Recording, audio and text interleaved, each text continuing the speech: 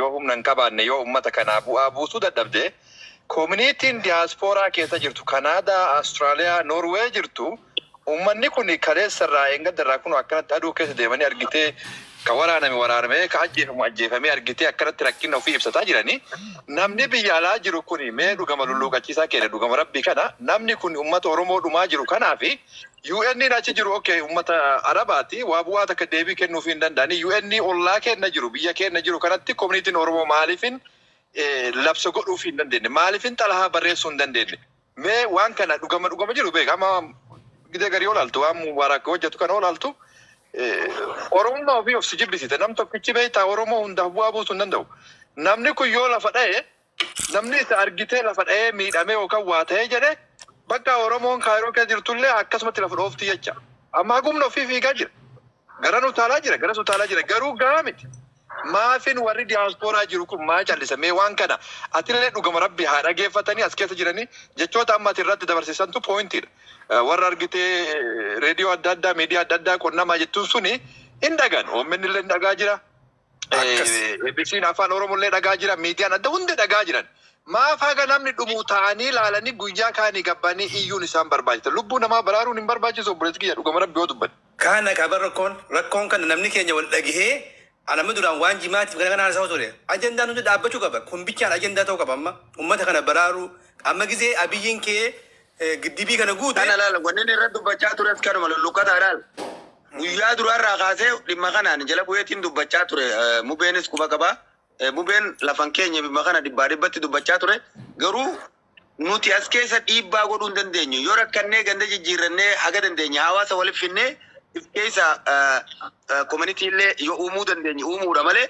nuti nurra wonni di baguru dandu community le hawasa addunyaa tam hawasa Oromoo tam biyya adda addaa keessa jirtu keessattuu biyyoota guddatan Australia Canada America keessa warri jiran akkam seeta Ibrokiya takkaan hundubbanne Ibrokiya akkam jetta amma fakkeenyaaf an social media rabbane wonni ta'u jirtu namni lamaati dubbate finta maal seeta warra community kana hooggananillee asun tahin warra community ko jala deemtu fakkeenyaaf nama feemasootaa jira feemasota kana inni beektan isin jirtinu feemasota kana achi kontaakti godha ani feemasaa miti nama feemasaa achi kontaakti godha fakkeenyaaf maqaan yaama abtaamuu lammoo haa ta'u abtaamuu namuu Oromoo kanaadhaa jirtuun daddameessuu danda'a isiniif. Sooshaal miidiyaa fayyadama nambara isaanii qabdan uummata kana namoota jajjabaa beektan dawwalaa akka irratti hojjetan godha.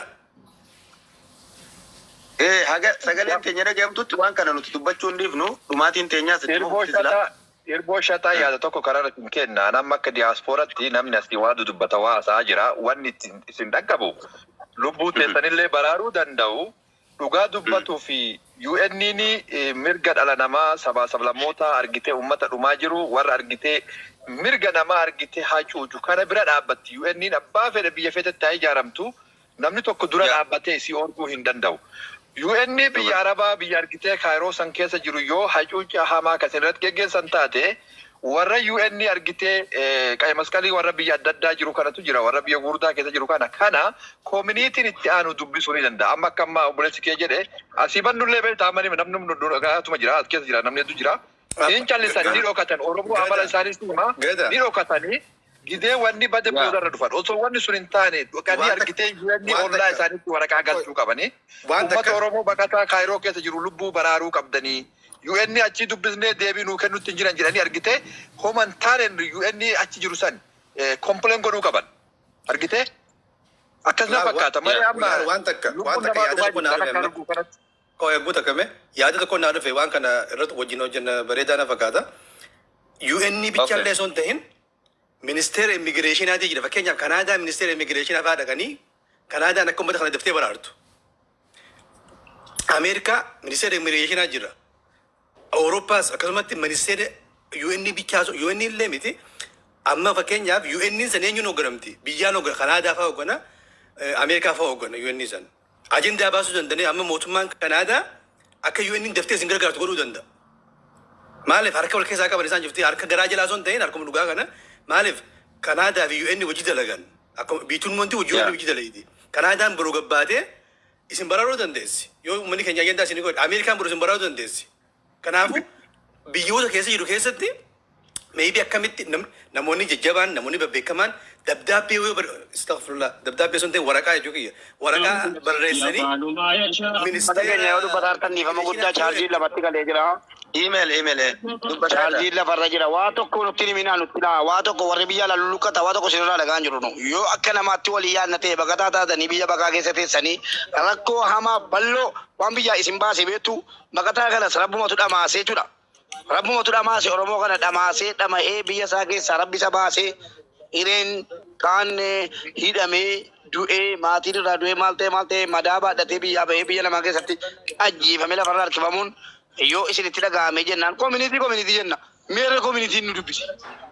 Meerre community as ba'ee jabaadhaa.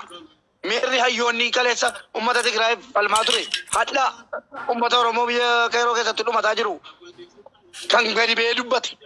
Meerri hayyoonni fakkeessuu malee hojjechuu irratti zeeroo haga keenya bu'aa tokko akka jirre buusaan jirre wal argineerra waan ta'eef baqataan Kairoo keessa jirus isinis baqataa taatanii biyyaa baatanii baqataan Kairoo keessa jirus rabbiin abdatee biyyaa ba'e malee beektota Oromoo kiyyaayyoota Oromoo waa furmaata nu ka'a jedhee miti. Mubee kiyya anis biyya tana ittumaan dhufe. Alaa jennaa waa tokko nutti naa seenaa biyya laa teessanii waa tokko itti isin irra barbaannu sagalee nuun ta'inaa waa tokko nuun ta'inaa. Yoo akkaataa beekatarraa ta'e siyaasa keessaniif wanti isin mijatu keessattuu aangootan jedhaara warra baratee piroofeesara injiinara doktora jedhamee maqaadhaa biyya laa keessa jiru jechuudha. Cubbuun kun hin haftu inuma. Cubbuu san dhugaa. Cubbuun kun hin haftu inuma ilmoo keessanii irratti argitu kunis ilmaan keessanii utuu dhuguma warri galeessa waan piroofeesara jedhee uummata kibbaatiif falmaa ture haala ilmaan Oromoo as keessatti dhumataa jiran guyyaatti namni ajjeefamaa jiru namni isaa mirga qabu irraa dubbachuudha waa'ee keenya. Mootummaa Itoophiyaa harkatti nama tokko qabuu hin danda'anu bara nama tokko noobeelii akka hin fudhanne godhanii maal jedhanii tokko dhufuusaa ta'e waan hin taaneef cabbii keessa bulaa turtan kun baqataadhaan dhaabbata addunyaatu beeka. Ameerikaatu maallaqatti baasaa jira. Faranjoota maallaqatti baasaa jira. Baqataan akka waan garbicha faranjii taaneeti. Garbummaa dhagaarra malee garbummaa bifa seera qabeessa ta'e malee garbummaa dhumaam. Nuyiif faranjiin falmiti. Nama nuu dubbatu dhabe. Nama nuu dubbatu dhabne. Warri kaleessa warra kibbaati an piroofeesara akkanaati an joornaalistii akkanaati jedhee uummata kibbaati falmaa ture mootummaa Itoophiyaatti lakkaa jirri aangoodhaan malee. Idaanuu waa tokko waa Oromummaadhaan namni falmu hin jiruudha kan jedhu wayii hubate dhaloonni Kairoo keessa jiru. Kanaaf rabbiin baqattummaa keessaa isin baase uummata kanas nutti himinaa waa tokko. Waan takkaa jira. Waan takkaa si maafi. Uummanni baqataa isin godhee Somaaliyaa keessa isin baasee gara Yaman isin geessee gara Keeniyaa isin geessee Kairoo isin geessee Suudaan isin geessee bishaan Xaaliyaanii isin dabarsee nama isin godhee geessee piroofeesara jinni isin godhe baqataa kanas nuuf millatu waa isinirra barbaannu sagaleen akka nuti eegaa turre sagaleen isin fakkeessitoota yeroo miidiyaarra teessan kan kaleessanuu miidiyaa isinii dhaabuudha an Kairoo Ijipti taa'ee gaafa miidiyaan meeqa kan Oromoo dhaabatu waan hin danda'uun hoggaa tokko irra saddeetanadha kennaan ture. Mubarak maqaa Oromootiin gadi ba'ee uummata Oromoo burjaajessu kan biyya keessatti as taa'ee biyya alaa keessa taa'ee uummata biyya keessaa ficcisiisu malee kan dhugaatti Oromummaan isaa adochinaan gadi ba'ee Oromoodhaa dubbatu akka hin jirre nu hubanneerra inshaallah uummata keenya qubachiifne kaane walitti gadi yaana wanti Kairoo kaate lafa keessa galti samii baati. Wallaahi wa billaahi wanni Kairoo kaate duniyaa wal geessi Kairis ta'e sharris teenye moolee alla. Mube waan takkaan ni daanirratti maal iseeta ummanni keenya kan biyya baqannee ajjeefamnee lafarra harkifamne ilma Oromooti waraanamee cafaqamee lafarra harkifamee miidiyaan irraa dubbatu dhabne kan Oromoo BBC afaan Oromoo jira kan Oromooti miti obboleessoo BBC afaan Oromoo miti kan dhaabbate. Duuti lubbuu ilma namaa caalaa wanti ulfaatu hin jiru ijoollee keenya. Miidiyaan tokko akkamittiin sagalee nuu ta'e uffisa nuu gochuu dadhabe. Miidiyaan maqaa Oromootiin moggaafata. Obsidhaan jedhee fakkeessuu fi rabbi jecha uummata kanaa hojjetaara. Uummata miskiina rabbi dhamaasee biyya keessaa ba'ee ija koo duratti balbala koo waraanamee cafaqamee waraanamee harkifamee barri koo natti hidhamee gatamee saree hanqatee daqiiqaa lama naa kenne waan isaa والله واللي كيرودا قد أوجروا يو إسين أول إسين إنديبني مبارك نكجي بجلا ورا بدل بقعد سكالي كان وان من كيرو إسين تكو بتجرو شباب نكيرو كيسة تاه ميديا رايسينغ تشوليمو كيسة نيلانتو كانا كبدا Gadaa Maal kana gootanii maal gootanii gootanii isin bakka baay'inaan jiru malee maal gootanii beektu. Mube.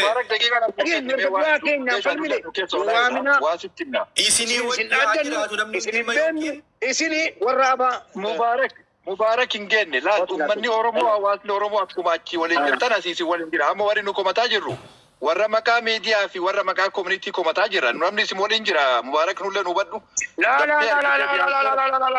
Lakkiibbo waan maqaa Oromoo dhaatee biyya diimokiraasii keessa jiru keessa jiraate koominitii Kaanaadaatiin kaasee koominitii obboleessoo yoo sodaatanii manaama uummata keenya amma anaaf luqachiisan wal qabee bara anaaf luqachiisan yaadarratti wal qabee karaa dhugaanaama wal qabee maatii inni dhaggeeffatu moo luqata galan simbuusa gadi simbuusu moo dhaggeeffatu tasgabbaay Mube tasgabbaay tasgabbaay Mubaarak nu manaama luqata simbuuseera ka nu dhaggeeffatan taanaan nuunaa seenaa manaama sodaatanii ribadiisanii ummanni diyaaspooraan hayyoota jedhamu kan kaleessa uummata kibbaatii Tigreedhaaf falmaa ture gadi ba'e miidiyaadhaan isinii dubbatanii bar dubbataanii jirra itti maa jirra bar itti bilbilallee jirra bar itti bilbilaas jirra itti illee imallee jirra. Akka nama dhuunfaatti akka nama dhuunfaatti gadaa fi luqqataa mee maal gootan isin maal gootan akka nama dhuunfaa tokkotti laal gadaa waan inni dubbisime.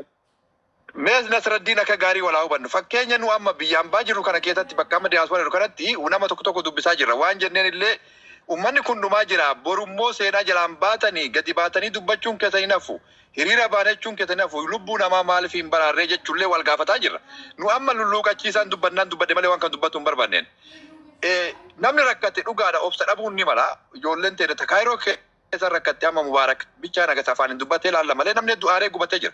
Nus immoo akka nama tokkotti koominitii keessa jiraachuu baannu deeggaraa koominitii yookiin hawaasa koominitii keessa jirra gaafataa jirra dubbataa jirra. Uummanni kun haqa namarraa qaba akka ilmaan Oromootti argitee biyyaan baa keessatti hatiriinti cufamtee waraanamaa jira. Maaltu malaa wal gaafataa jirra. Maal godhuu qabna ganaa irratti ilaalla. Koi gada rakkoon maal hin beektaa hojjetaa jira jettu amma maal hojjetan yoo jedhan himuu dandeessaa? Laal hojjechaa irra jechaani wal gaafachaa irra maaliif itti ilaaltanii ilaallaa irra deebii isaan kennan immoo booda akka Mubaarak jedhu kana jechuu dandeenya. Sinsirreessa gad malee Oromoon Kanaadaa jiru Ameerikaa jiru hojjechaa hin jiru jechuu dandeessu taa'u jiru qubaa hin qabu uummata kana irraanfatee jira. Waa siif immoo lulluqachiisaa kennan beekna. Quba qaban. Fakkeenyaaf biyya mukaa kana keessa jirra maal Qubani qaban irraan kaayyenne. Qubani qaban irraan maaliif irraan kaanne uummata Oromoo duruma maaliif irraan kaanne kan jennu gaafatti jirra beektam. Ajjechaa jedhu kun maaliif? Walii adoo duudii Ambar nama silkiin haasofsiisee waan qabuuf waan kana jedhe maaliif hin laalle Oromoon kaleessa argitee sirna qaba aadaa qaba nama baqatummaa Keeniyaa jiru sun gaafa Yaman fakkeenya Kaayiroo kana keessatti ani tokko keessaa nam tokkoffaadha gaafa 2010 moo maali UN jalatti uummanni Arabaa akkasitti fixaa ture bishaan horii erginee bishaanii bitatu dadhaban hatirii UN keessatti. Osoo baratee mataa keessaa qabaate itti yaadaayu baratee mataa keessaa hin qabu ganni intarneetiin alhamdulillah Arabaa umurii haa dheeressu. Jarri majjaanii fayyadamtaa maznaanyaa sammuu godhachuudhaaf ebalu aaree jiraadha ebalu irratti wanta akkana arrabni tokko immoo ka caalu arrabni biyya keenyaa kara beekamaa ka ta'e hojaartiin nama kulbisiisa wallaahi laazim diqaala ati ka ebalu ati ka ebalu jaartii teetti ebalutu dhalche arraba ittiin beekamne wayiti wallahi lazim ittiin beekamne waan jedhanii wal arrabsan kanaan alatti arraba biraa hin qabnu sigalami haga akaakayyoo haga abbaa torbatti si arrabsan arrabni isaa si arrabsan barra osotiin duuba isaa qoratte eessatti akka dhalate yoo maqaa abbaa isaatu haga lamaa himatee kan beeynetu abbaa kee haadha kee akaakayyoo kee akaakuu akaakilee kee yaani yoo anta kitti waa balleesse baalee guutuu arrabsaa oolan.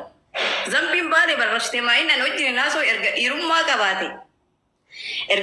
qabaate bar gootummaa isaa ana situu nafu akkana na godhe maa akkana na goote hin zodhu irratti si ajaa'ibsiisu wanta saalaatti wal arrabsan muda haaree taate akka faashin shoo ka agarsiisan kan moojii يعني arrabni jara yoo nama tokkotti aaran yoo sheeka bira dhaqan jaarti sheeka arrabsan sheetichatti aaran dhiisanii namni maaliif nama dakkaama gonni isaa barbaada nama inni ittiin dubartiin kabajaadha arrabsamuu qabaattu masalan yoo isin balleessite gorfachuu qabaanna malee nuti keessattuu warri nama jawaarin gaggara galchetan acaalu gaggara galchetan ijoollee xiqqoo ija qabdi jedhan gaggara galchetan wallahi ofumaa kenna aduwii walitti taanee kaane namni kun maal nu godhee janna booda maal nama goonee janna yaa jama wal gorfadha warri miidiyaa irra jirta wal gorfadha miidiyaan ka itti bannan itti habashannantaniif malee arsiin baale na arrabsuuf baale arsii arrabsuuf si komando jettanii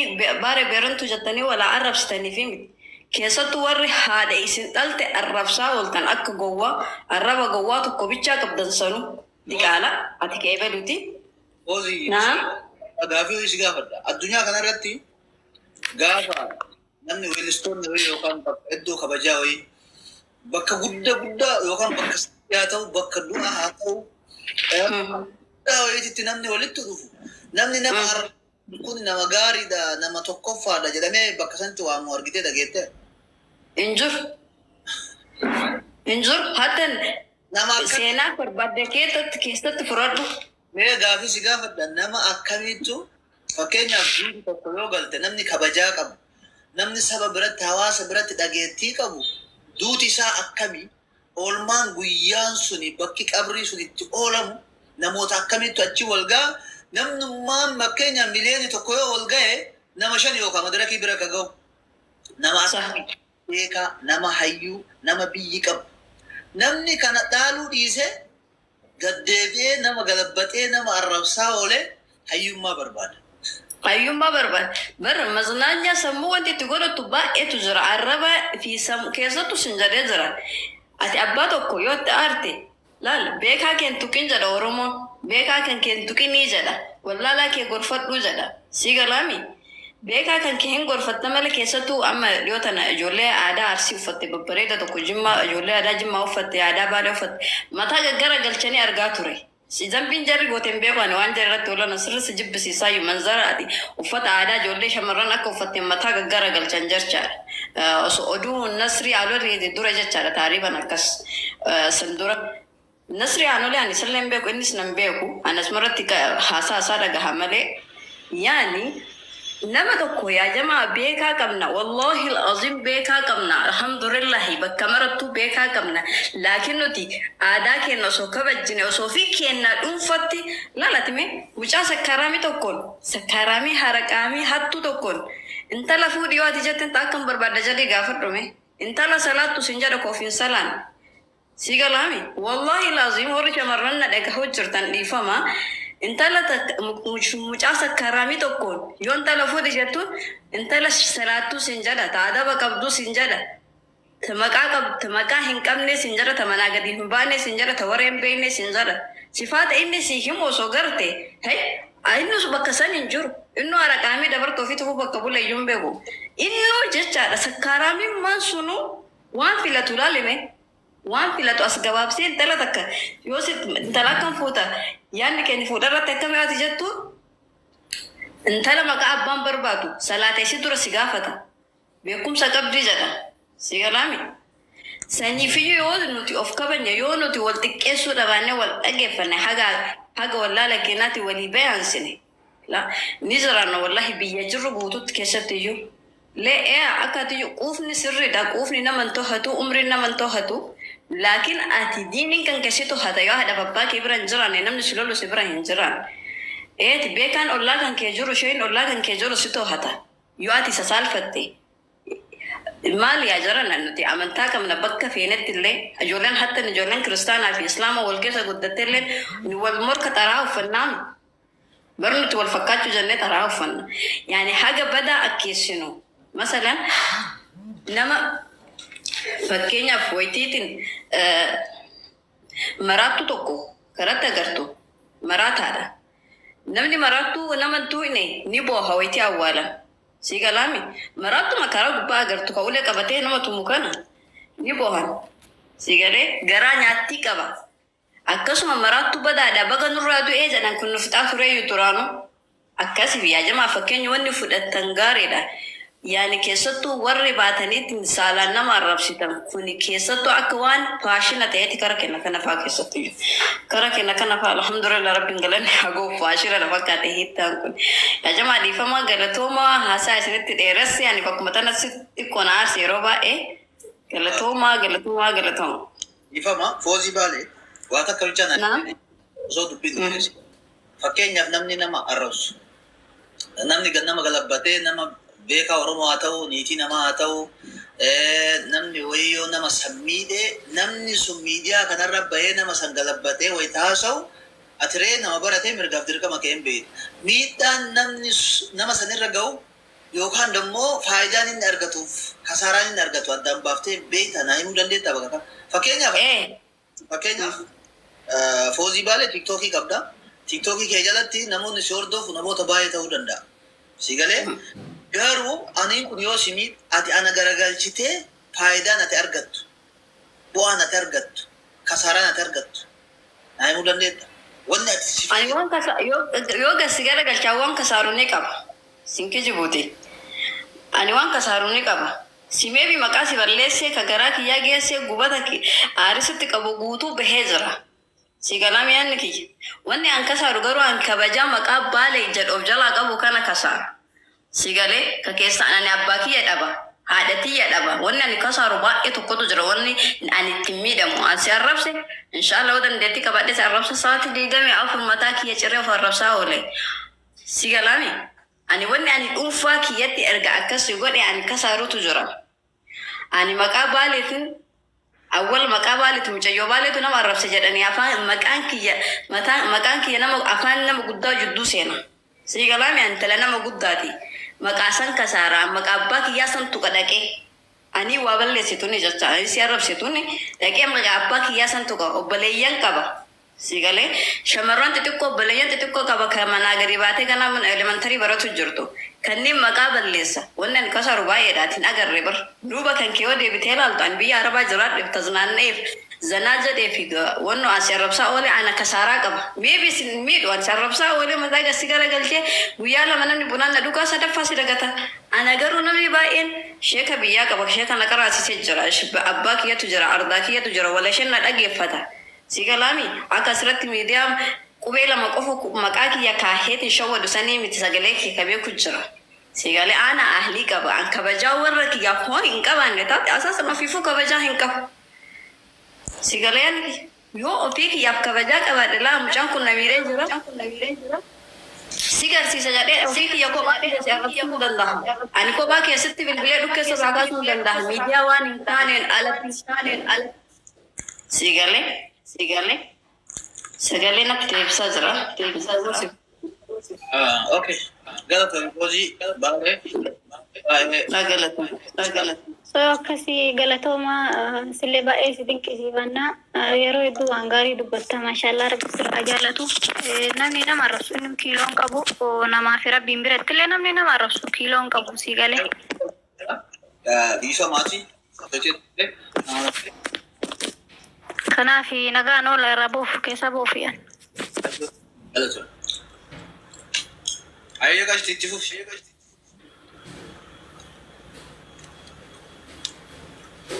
Amiyuutii rakkee achi jechuun komanti waan baay'ee barreessaa turte. Assalamu alaikum warahmatullahi wabarakatuh. Ana moo abbaa qaa'in dasaa jedhu kanaan jetta maqaan namaa. Reessi maali loogii kayyadu kana argutu. Qaatu barreessiti komantiidhaan tokkoffaadha beektaa. Mee dubbadhu sanyii rakkoo jiru iyyuu. Fincaanii jettee baroona gastii seenteetumaan ajaa ofii geeffataa jirti nu asii afaan nu boba'e. Iddoo achi kaate ammoo komantii harkaan barreessiti. Ammoo osoo asii gad darbe wanti isiin barreessitu waa tokko lama. Samiira Arsiitti fufi. Rabbi akkana godhaateetti.